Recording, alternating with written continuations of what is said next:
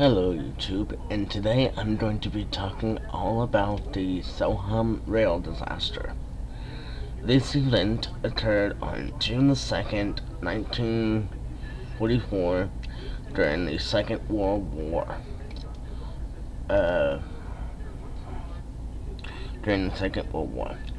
When a fire developed on a leading wagon of a heavy ammunition train. The wagon contained a quantity of high explosive bombs. The train crew had detached the wagon from the rest of the train and was drawing it away when the cargo exploded. The firemen of the train and the signal men at soham signal bots were killed and several other people injured. The driver, Benjamin Dimbert, and fireman James Nightail were both awarded the George Cross for preventing further damage which would have occurred if the rest of the train had exploded.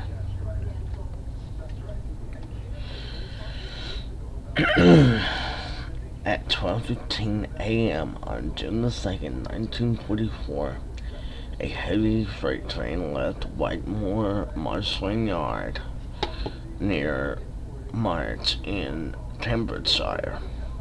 The train comprised WD Austerity 280, engine number WD 7337. 51 wagons and a brake van heading for Lipswich.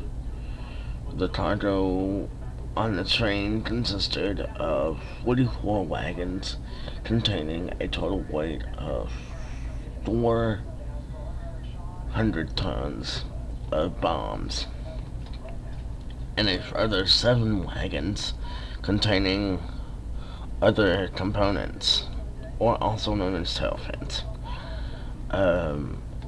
On board the engine were 41-year-old Benjamin Dimbert and 22-year-old fireman James Nightail. Now, what I mean by 41-year-old Benjamin Dimbert is, he was the driver of the train. 22-year-old James Nightail was the fireman of the train. And the train starter was Herbert Clark. About 90 minutes later, the train was approaching Soham station when the driver looked back to see flames coming from the leading wagon, which contained 44,500 pounds of general purpose bombs. A total weight of 9 tons, or also known as 22,000 IBs, or pounds, 22,000 pounds. Dimbert brought the train to a stop, and rather than running for safety, instructed Nightail to uncouple the first wagon from the rest of the train. Nightail managed this quickly, although the fire was now quite serious. Dimbert started to draw the wagon away and had moved it about 140 yards and was still alongside the platforms at Soham station when the bombs went off. A much more severe explosion was averted by the men's actions. The resulting blast killed Nightail immediately, and signalman Frank Bridges, who was on the opposite platform, died the next day. Dimbert, though badly injured, survived. Guard Clark,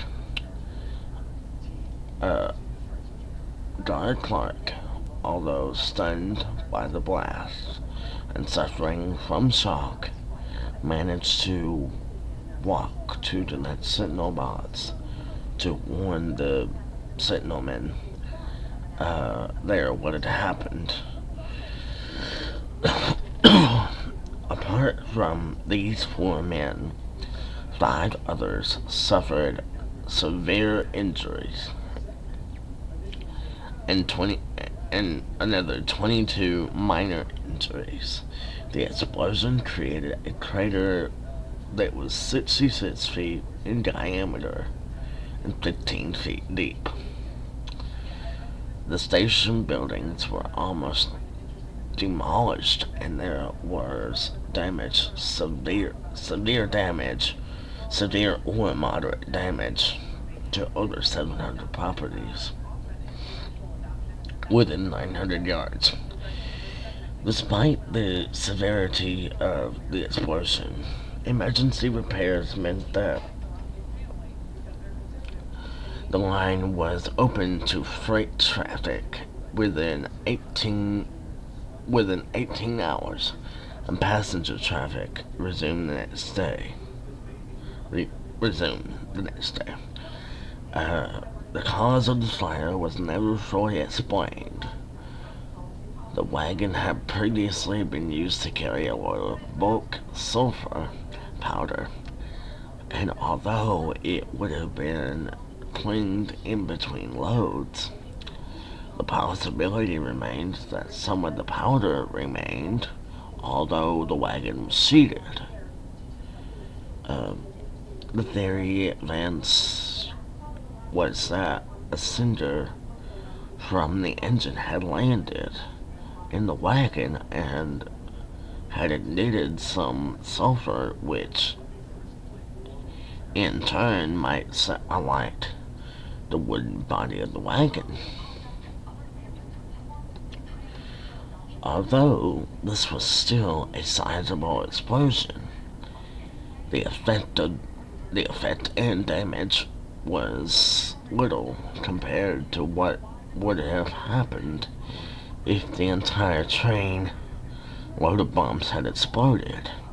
The conduct of driver and firemen in attempting and succeeding in reducing the result of the incident was recognized by the award in July of 1944 of the George Cross to both men.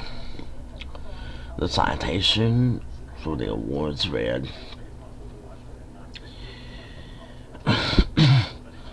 as an ammunition train was pulling into a station in Cambridgeshire, the driver Gimbert discovered the wagon next to the engine was on fire. He immediately drew Nightail's attention to the fire and brought the train to a standstill. By the time the train had stopped, the whole of the truck was enveloped in flames. Realizing the danger, the driver instructed the firemen to try to uncouple the truck immediately behind the blazing vehicle.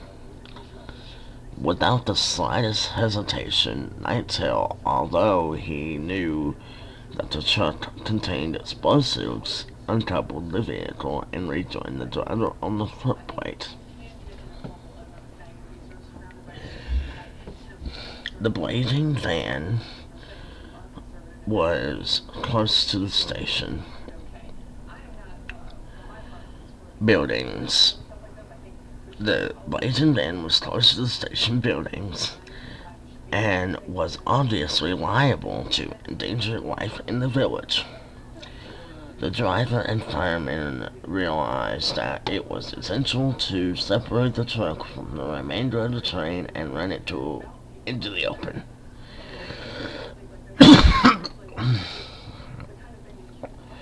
Driver Gimbert set the engine in motion, and as he approached a signal box, he warned the signalmen to stop any trains which were likely to be involved and indicated what he intended to do.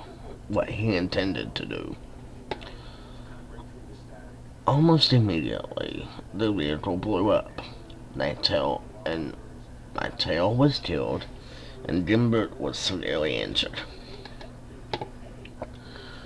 Gimbert and Nightail were fully aware of the contents of the wagon, which was on fire, and displayed outstanding courage and resource and endeavoring to isolate it. When they discovered that the wagon was on fire, they could easily have left the train and sought shelter, but realizing that if they did not remove the burning vehicle, the hull of the train, which consisted of 51 wagons of explosives, would have blown up. They risked their lives in order to minimize the effect of the fire.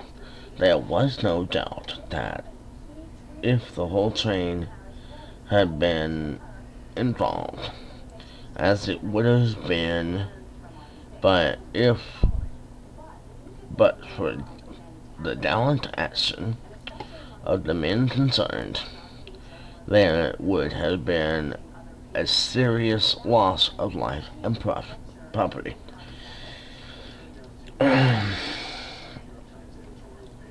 A permanent memorial was unveiled on Saturday, June the 2nd of 2007 by H.R.H.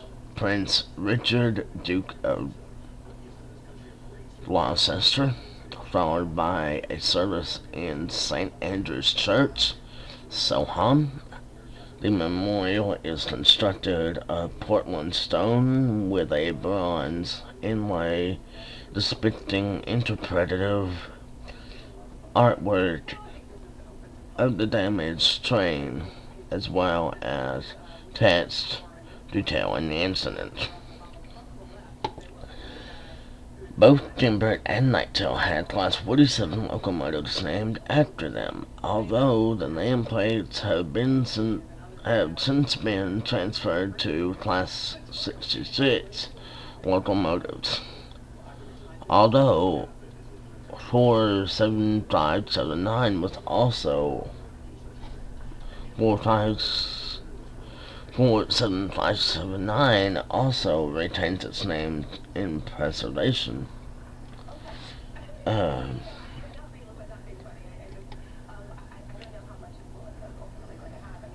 So that's it for now.